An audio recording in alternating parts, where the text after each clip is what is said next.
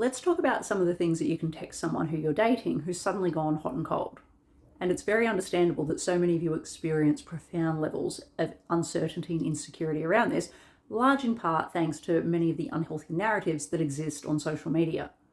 Because for many of you, especially those who have more anxious tendencies, or even if you don't, but if you're dating someone who's been super consistent, then all of a sudden they drop off and go cold, the fear is, if I call it out, I'm going to look needy. But here's the thing, there is a huge difference between being needy and having needs.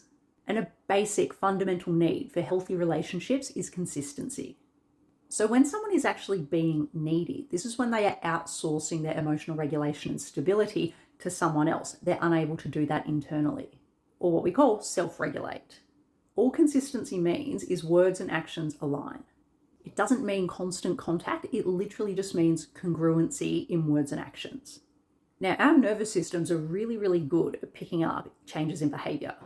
So what it picks up on when someone is coming on quite strong, there's lots of messages, lots of plans, and then suddenly, crickets.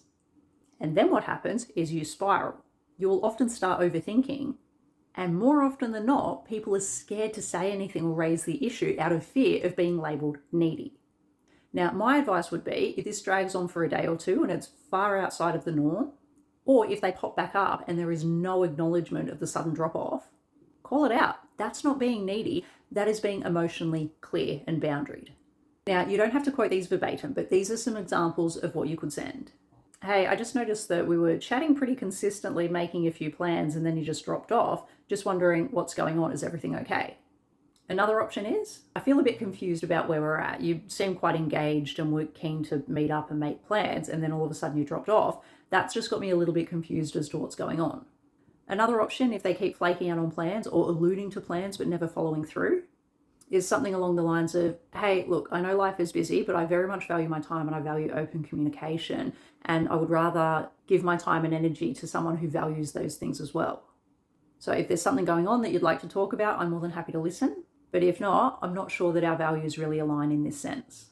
Because what so many people forget in dating is it's not all about you being chosen. You are also choosing your partner. So if there is someone who is not showing up in a way that allows you to feel emotionally safe, then you are well within your right to call it out. And if someone doesn't have the capability to show up in a way that you need to feel emotionally safe, to feel like you can build a safe, stable connection with them, that's okay. You don't have to keep dating them. You don't always need to be chosen by every person that you date.